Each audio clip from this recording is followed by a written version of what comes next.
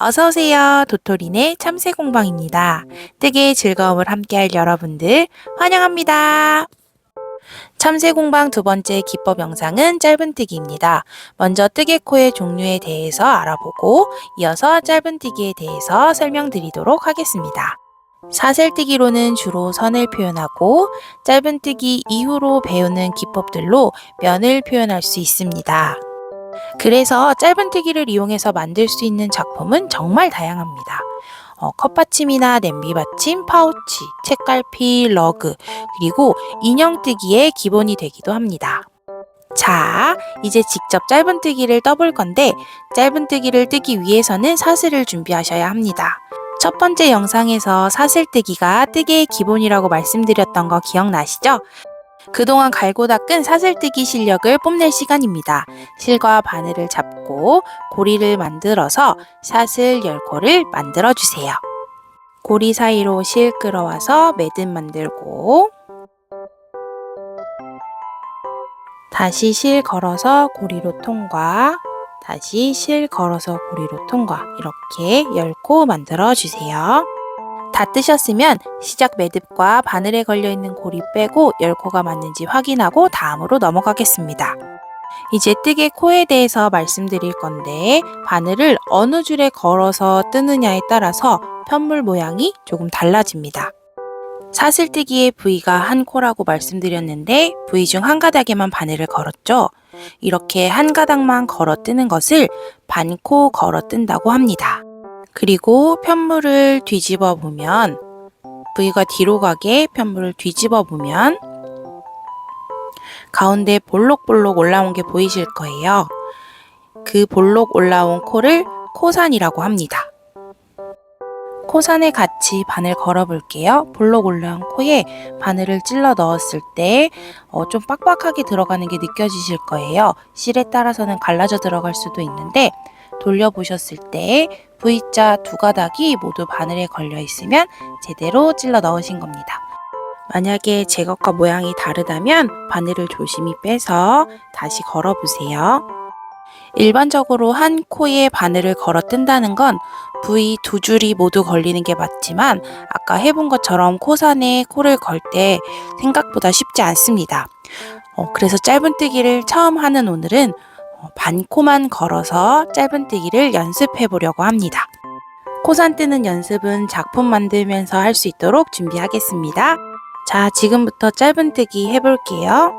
짧은뜨기부터는 코의 높이가 있습니다. 그래서 사슬을 하나 더 떠서 코의 높이를 맞춰줘야 하는데 그걸 기둥코라고 합니다. 아까 우리가 사슬 10코 떴죠? 거기다가 사슬 하나 추가해서 총 11코 만들어 주시고 첫 번째 코는 건너뛰고 두 번째 코부터 짧은뜨기 시작하면 됩니다. 바늘에 걸려있는 고리 옆에 있는 첫 번째 코 말고 두 번째 부위인 두 번째 코부터 짧은뜨기 시작하면 됩니다. 찾으셨나요? 네, 두 번째 코 가운데다 바늘을 찔러 넣으면 반코가 코에 걸리게 됩니다. 두 번째 코 반코에 바늘을 넣고 실을 걸어서 그 반코로 통과시킵니다. 그러면 바늘에 두 줄이 걸리게 되는데 다시 바늘에 실을 걸어서 그 두 줄을 한꺼번에 통과시켜 주시면 축하합니다. 짧은뜨기 한 코를 뜨셨어요. 바늘에 걸린 고리를 살짝 당기면 구멍이 커지는 걸 볼 수 있는데 거기가 방금 우리가 뜬 짧은뜨기 한 곳이고 그 옆에 있는 그 부위가 다음 뜰 곳입니다. 그 부위에 바늘을 또 다시 찔러 넣고 그럼 한 가닥이 걸리게 될 건데 거기에 실을 다시 걸어서 끌고 올 거예요. 걸어서 끌고 통과시키면 바늘에 두 줄이 걸리게 됩니다. 거기에 다시 실을 걸어서 한꺼번에 떠주세요. 짧은뜨기 두 코 완성입니다.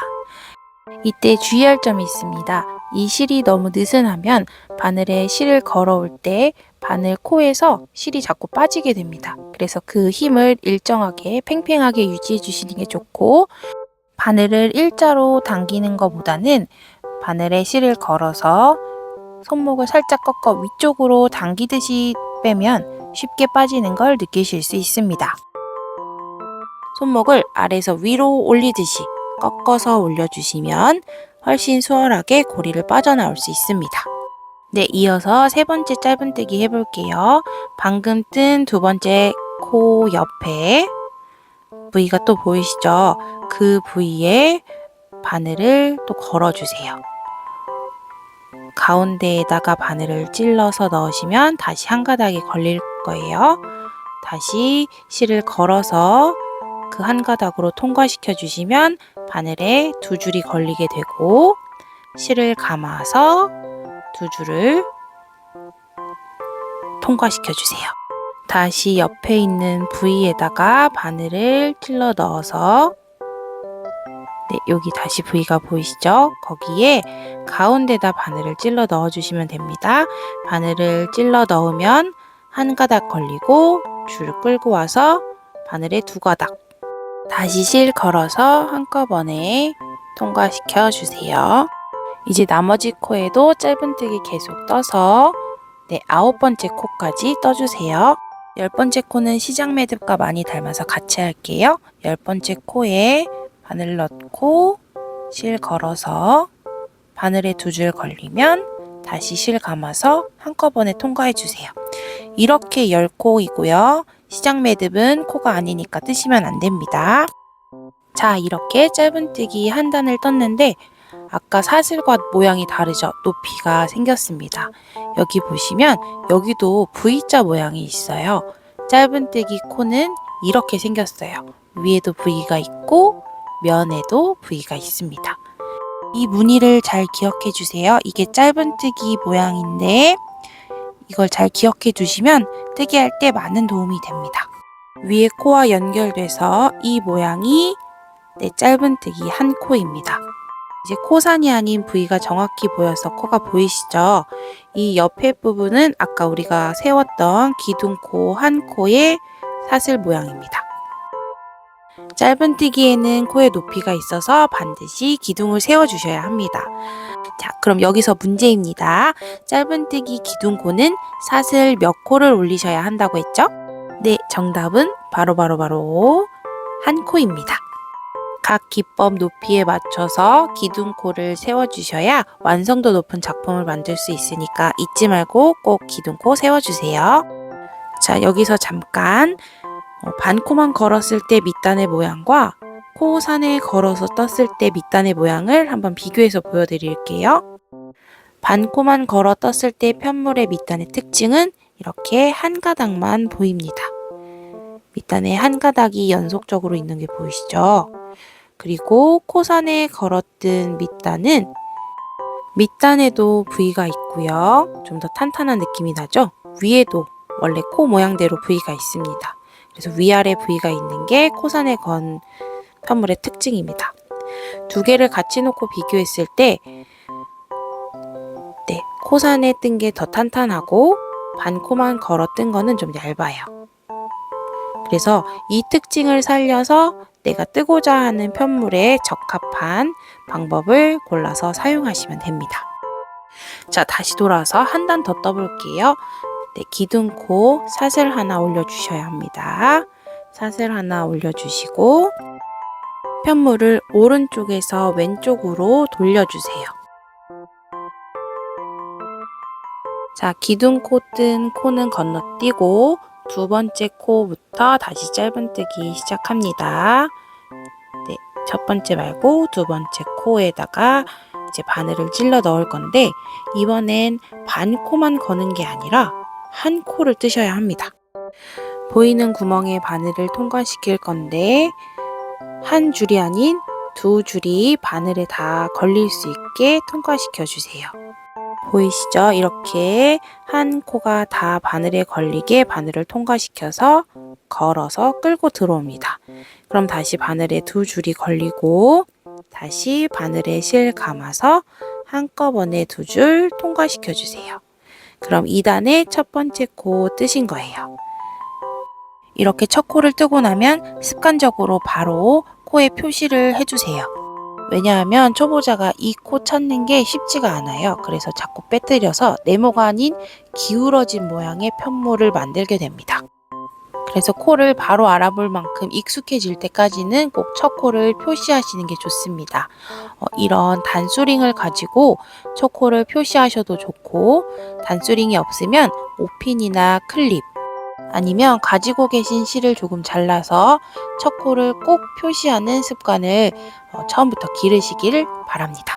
단수링이 없으실 수도 있으니까 이런 자투리 실을 활용해서 첫 코 표시하는 것도 한번 보여드릴게요.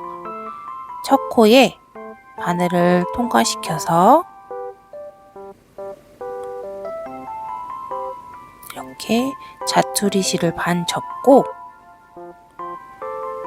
바늘에 걸어서 한 가닥만 통과시켜 주세요.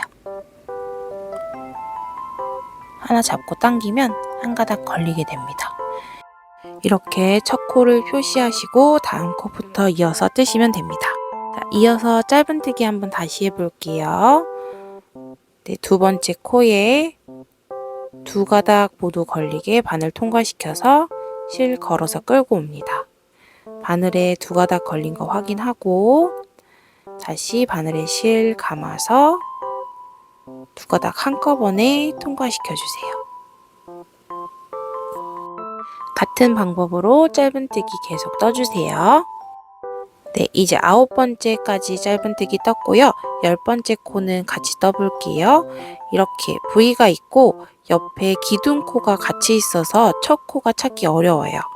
꼭 V를 확인하시고 V에 걸어서 짧은뜨기 뜨시면 네, 마지막 코까지 짧은뜨기 다 떴습니다. 네, 마찬가지로 짧은뜨기 무늬가 보이실 거예요. 이 무늬가 쌓이는 게 이제 단이 만들어지는 건데 이 무늬로 몇 단을 떴는지 확인하실 수 있습니다. 이제 여러분 혼자서 한 단을 더 떠주세요. 그게 다음 영상까지의 숙제입니다. 한 단을 더 뜨시면 이런 모양이 됩니다. 어디서 많이 보신 모양일 거예요. 네, 시작할 때 냈던 문제의 편물입니다.